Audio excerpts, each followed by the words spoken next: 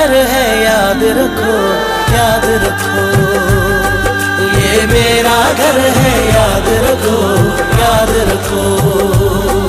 ये मेरा घर है याद रखो, याद रखो। नाज़रीन, सोबो देरो खां ख़बर शामिल कयूं पिया। ज़हूर हुसैन जामड़ो जी रिपोर्ट मुताबिक़ अॼु सोबो देरो थाणे जी हद ॻोठ बहादुर जतोई लॻ बुंभटपुर जे रहवासियुनि जतोई बिरादरी जे ॻोठाणनि नज़र मोहम्मद, वकार अहमद, मज़हर, ईदल जतोई मासूम ॿारनि सां गॾिजी एहतजाज कयो। ॻोठाणे नज़र मोहम्मद जतोई दाहींदे चयो त सोबो देरो पुलिस जे ASI छुटल भेलार गुज़िरियल ॾींहुं कचे जे इलाइक़े कमदार फतेह चनो जी ढंढ तां ॿिनि ॼणनि खे वॾे मिक़दार में भंग समेत गिरफ़्तार कयो हो, जिन सां असांजो को बि तालुक़ न आहे। अॼु ASI छुटल भेलार पिंजल मंगणे जो ऐं ॿिया सिविल कपिड़नि में पुलिस एहलकारनि सां गॾु ॿिनि मोटरनि साइकिलनि ते आयो ऐं मूंखे ज़बरदस्ती चयो त थाणे ते हल। मां चयोमांसि त मूं ते को केस या NC आहे त मां हलां। का बि फ़रियाद न हुअण बावजूदु मूंखे लठियूं ऐं हथियारनि जा कुंदाक हणी ज़बरदस्ती खंभण जी कोशिशि कई। दाहनि ते ॻोठाणनि ऐं पाड़ेसिरनि जे अचण ते मूंखे छॾे हवाई फायरिंग कई ऐं धमकियूं ॾिनियूं त तोखे न छॾींदुसि, तो ते कूड़ो मंशा जो केस ऐं ॿिया केस दाख़िल कंदुसि। मुतासिर चयो त असांजो हैदराबाद जे रहवासी अमीर बख्श जतोई वारनि सां संगावती तकरार हलंदड़ आहे। ASI छुटल भेलार जी उन्हनि सां यारी आहे। उन्हनि जी विंगार वहंदे असां ग़रीबनि जो जीअण जंजाल करे छॾियो आहे। छुटल भेलार होम PS जो आहे ऐं ॾोहारियुनि सां मुलविस आहे। अॻु में बि उन ASI फुर थियल मोटरसाइकिल सामटिया बिरादरी खे भरे ॾिनी हुई ऐं ॾोहारियुनि जा पेरा संदसि घर तरफ़ विया हुआ। मां IG सिंध, DIG सखर ऐं SSP खैरपुर खे अपील थो कयां त क़ुरान पाक ते इंक्वायरी करे नाइजाइज़ी कंदड़ एहलकारनि ख़िलाफ़ कानूनी कदम खणी तहफ़ुज़ ऐं इंसाफ़ कयो वञे।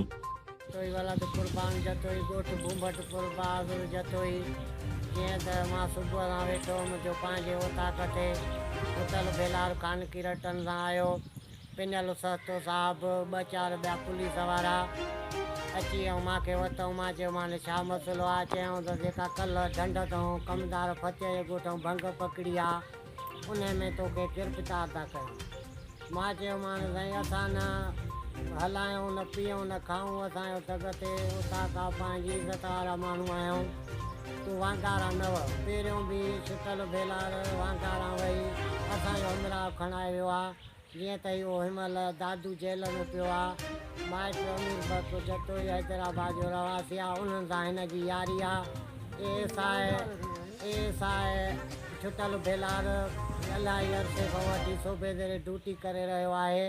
जेकी हुन सां यारी घर बि हुनजो उते आहे।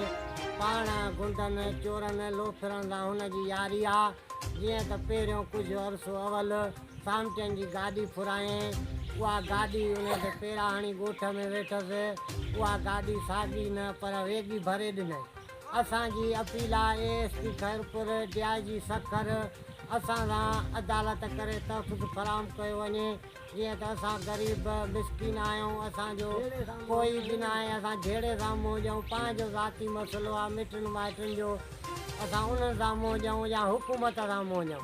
अचनि बि था प्राइवेट सम्झ माण्हू कमल खयूं केॾी महिल खान की लटनि में, असां कहिड़ी ख़बर त दुश्मन छा आहिनि। हींअर मूंखे जंहिं महिल वरितऊं मां दाह कयूं, रड़ियूं कयूं, ॻोठ वारा, पाड़े वारा ऐं पंहिंजा घर भाती लिखता मूंखे धकायूं, फायरिंग करे पाण छुटल भेलार पिनल सतो फरार थी हलिया। चयूं त तोखे बाद में ॾिसी रहंदासीं। असांजी अपील आहे